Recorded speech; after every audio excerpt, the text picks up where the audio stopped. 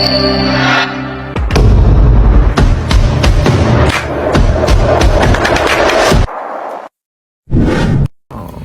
morning, esteemed teachers and honored audience. I'm Aina Natthaphor Nunglersuwan. I'm the M3 student of Sathit Prasanwit Demonstration Secondary School. Today, I would like to present it to you on my project on the topic of ruler cannon. So, I will give you some brief introductions of my project first. My presentation is divided into 4 parts: theories, variable selections, experiments, and conclusion. As I mentioned earlier that I presented to you about ruler cannon.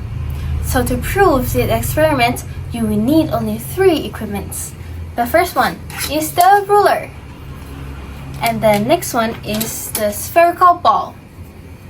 And the last one is a rubber band. So let's begin the first parts of our presentations, which is theories, as you see in the pictures. Delta is equal to force times x squared times a bracket of 3 times length of the rulers minus x over 6 times Young modulus times area's moment of inertia. From these theories, you can see that we have mainly 4 variables that we can focus on. The first one is force. The second one is Young modulus. The third one is area moment of inertia. And the last one is the length of the ruler.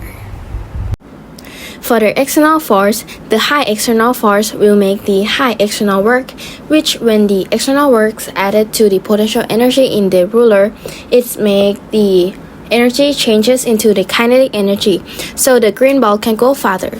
And the second variable that we can focus on is in Young modulus. So as we look from these formulas, you can see that the lower Young modulus, the ball can go farther. If you want to see the clearly experiments, you can do the experiments to see the comparison between the stainless steel rulers and the plastic rulers.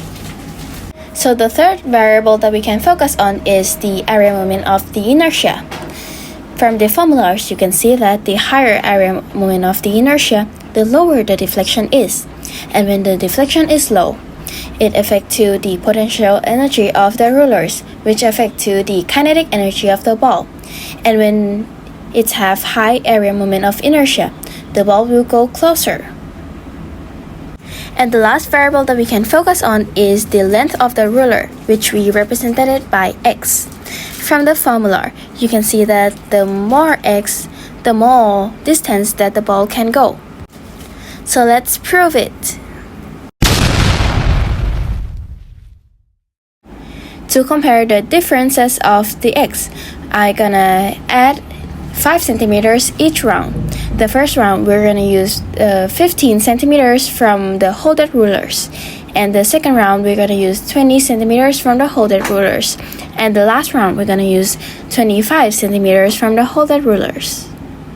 Now let's see the slow motion video of each round.